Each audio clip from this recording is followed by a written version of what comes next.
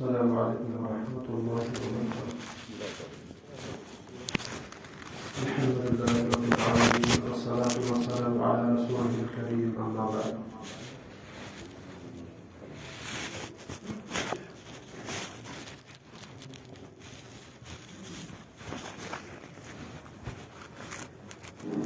قرآن کریم کے مضامین کا خلاصہ پچھلے 3 درسوں میں 3 پاروں کے مضامین کا خلاصہ پیش کرنے کی کوشش کی تھی. آج ہمارے پاس چوتھا پارہ ہے جو کہ اس کلمے سے شروع ہوتا ہے لن تنالوا البر حتى تنفقوا مما تحبون.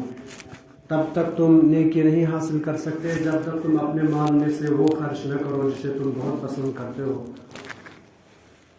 بہرحال پچھلے 3 پاروں میں سورۃ البقرہ تھی اور شروع میں سورۃ الفاتحہ آئی تھی اور تیسرے پارے کے آدھے سے زیادہ حصے میں سورہ آل عمران تھی. چوتھے پارے میں بھی پہلے آل عمران ہے، پھر تقریباً سورۃ النساء کا چوتھائی حصہ ہے. اس پارے میں بھی اللہ تعالیٰ نے جس طرح سے سورۃ البقرہ میں یہود سے خطاب کیا کہ آپ لوگوں نے اللہ تعالیٰ کے ساتھ وفاداری نہیں کی تو اللہ تعالیٰ نے آپ سے حکومت چھین لی، یہ محمد صلی اللہ علیہ وسلم اور اس کی امت کو عطا کر دی. اسی طرح سے آپ لوگوں نے اللہ تعالیٰ کی وفاداری نہیں کی تو اللہ تعالیٰ نے قبلہ بھی تبدیل کر دیا. اب یہود نے اعتراضات کرنے شروع کر دیے کہ یہ قبلہ کیوں چینج ہوا، قبلہ تو بیت المقدس تھا، کعبہ کیوں بنا؟ تو اللہ تعالیٰ نے ان کو جواب دیا ان اول بیت وضع للناس ببکۃ مبارک.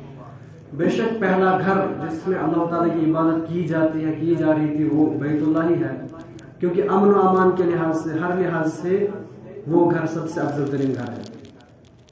اسی طرح سے اس پارے میں یا اس سورے میں یا اس پارے میں اللہ تعالیٰ نے نصارہ کو بھی جواب دیا جنہوں نے اعتراض کیا. اس کے بعد اللہ تعالیٰ نے امت کو سنبھالنے کے لیے کچھ چیزیں بتائی کہ اللہ تعالیٰ نے اب یعنی محمد صلی اللہ علیہ وسلم اور اس کی امت کو حکومت دے دی. اب ان کے لیے قبلہ بھی تبدیل ہوا، اب بادشاہت ان کے ہاتھ ہے، اب ان کے لیے کام کرنا ہے. اللہ تعالیٰ نے انہیں تقوی اور کتاب اللہ یعنی ایک تو اللہ تعالیٰ سے ڈرنے کی وصیت کی یا الذین آمنوا اتقوا اللہ حق تقاته ولا تموتن الا وانتم مسلمون، اور دوسری بات کہی واعتصموا بحبل اللہ جميعا ولا تفرقوا. اللہ تعالیٰ کی رسی اللہ کی کتاب کو مضبوطی سے تھامنا اگر آپ کو اپنی حکومت برقرار رکھنی ہے. یہود و نصارہ کی طرح اگر حکومت یعنی ضائع کرنی ہے پھر آپ تقوی اختیار نہیں کرو گے، یا اگر آپ تقوی اختیار نہیں کرو گے تو وہی حال ہوگا جو یہود و نصارہ کا ہوا. اس لیے کتاب کو مضبوطی سے تھامنا. اس کے بعد اللہ تعالیٰ نے یعنی یہ ایک مقصد بیان کیا امت کا. اللہ تعالیٰ نے آپ کو حکومت دے دی، اب کچھ رول دے دیے، لیکن اب ایک خیال رکھنا یہ سب چیزوں کا ایک مقصد ہے. اللہ تعالیٰ نے کہا اور کہا اسی بنیاد پر تمام امتوں پر آپ کو فضیلت ہوئی. کنتم خیر امت اخرجت للناس، تم بہترین امت ہو. اب آپ کو اللہ تعالیٰ نے حکومت دے دی، اب مل کر ایک کام کرو، اللہ تعالیٰ کی طرف دعوت دے دو، کیونکہ اسی میں تمہاری بہتری ہے. اللہ تعالیٰ کی طرف دعوت کی کوئی نہ کوئی راستہ اختیار کرو جس سے اللہ تعالیٰ کی طرف دعوت یعنی کا کام جاری رہے. اس کے بعد اللہ تعالیٰ نے اس میں یہ بیان کیا کہ یہود و نصارہ نے اللہ تعالیٰ کی بات نہ مانی، وفاداری نہ کی تو ضربت علیہم الذلہ، اللہ تعالیٰ نے ان کو پستیوں میں ڈال دیا. اور اس کے بعد اللہ تعالیٰ نے جو مسلمان اور کفار کے درمیان جنگ بدر اور جنگ احد ہوئی اس کا تذکرہ کیا. اس میں ایک خاص وجہ یہ تھی کہ جنگ احد میں مسلمانوں کا کچھ نقصان ہوا، حالانکہ شکست نہیں ہوئی. اللہ تعالیٰ نے وہاں پر اشارہ دیا کہ جنگ آدمیوں کی تعداد یا ہتھیار کے زیادہ ہونے کی وجہ سے نہیں جیتی جا سکتی، بس ایک بڑا ہتھیار ہے وہ ہے ایمان. ان کے پاس ایمان تھا، انہوں نے بڑی بڑی یعنی لشکروں کا سامنا کیا اور ان کو ہرایا. لیکن اللہ تعالیٰ نے یہاں پر اس لیے تذکرہ کیا کیونکہ جنگ احد میں مسلمانوں کا تھوڑا سا نقصان ہوا، وہ بھی رسول کی اتباع نہ کرنے کی وجہ سے. اللہ تعالیٰ نے اس کی طرف بھی اس میں اشارہ کیا کہ رسول کی اتباع کتنی ضروری ہے اور کتنا لازم ہے. اس کے بعد اللہ تعالیٰ نے اسلامی معاشرے کے لیے کچھ رول بتائیے اور یہود کی اس بات کا رد کیا جو انہوں نے کہا تھا کہ اللہ تعالیٰ فقیر ہے، کیونکہ اللہ تعالیٰ مسلمانوں کو کہتے خرچ کرو اللہ اور رسول کے راستے میں. تو یہود نے اعتراض کیا ان اللہ فقیر ونحن اغنیاء، اللہ تو فقیر ہے ہم تو مالدار ہیں. جب ابو بکر صدیق کو یہ بات سنائی دی کسی یہودی سے تو انہیں تھپڑ مار دیا، اور پھر وہ ابو بکر کو لے کر رسول کے پاس گئے، دیکھیے جی انہوں نے ہمیں مارا، اب اس سے بدلہ لو۔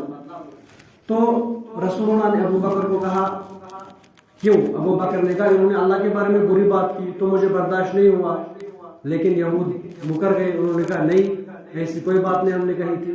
تو رسول اللہ نے کہا ابو بکر کو چلو گواہ لاؤ، کیونکہ سزا ہے، آپ نے کچھ کیا ہے اس لیے گواہ لاؤ۔ تو اللہ تعالیٰ نے آسمان سے ابو بکر کی اس بات کی تائید کی، ہاں انہوں نے اللہ تعالیٰ کے بارے میں بری زبان استعمال کی تھی۔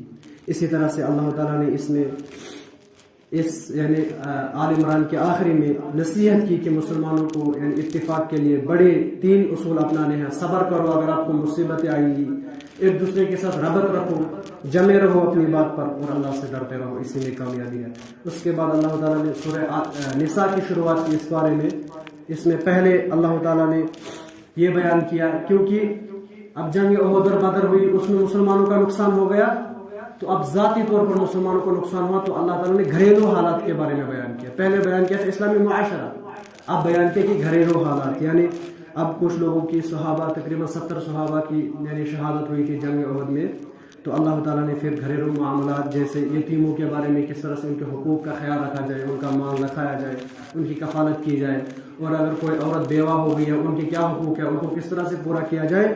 اور اس کے بعد اللہ تعالیٰ نے یہاں پر یہ بھی بیان کیا کہ وراثت کے عورتوں کی وراثت کا مسئلہ، ان کو وراثت کس طرح سے دینی ہے، ان کے حقوق، اور اگر کسی عورت کو طلاق ہو گئی ہے اللہ تعالیٰ نے سختی سے منع کیا ہے کہ اگر طلاق ہوئی تو آپ اس کا مہر واپس لو، بہت ہی بری چیز اللہ تعالیٰ نے قرار دی کہ آپ اگر طلاق ہو جائے تو آپ پھر اس عورت سے مہر واپس لو۔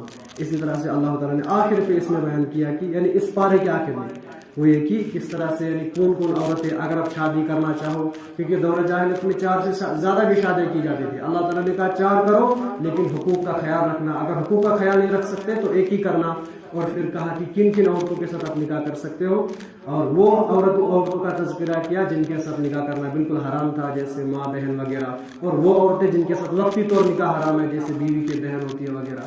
تو اسی طرح سے اس بارے کا اختتام ہوا۔ اللہ تعالیٰ سے دعا کہ اللہ تعالیٰ قرآن سمجھنے، اس پر عمل کرنے، دوسروں تک پہنچانے کے توفیق دے۔ سبحانک اللہم و بحمدک، اشہد ان لا الہ الا انت، استغفرک و اتوب الیک۔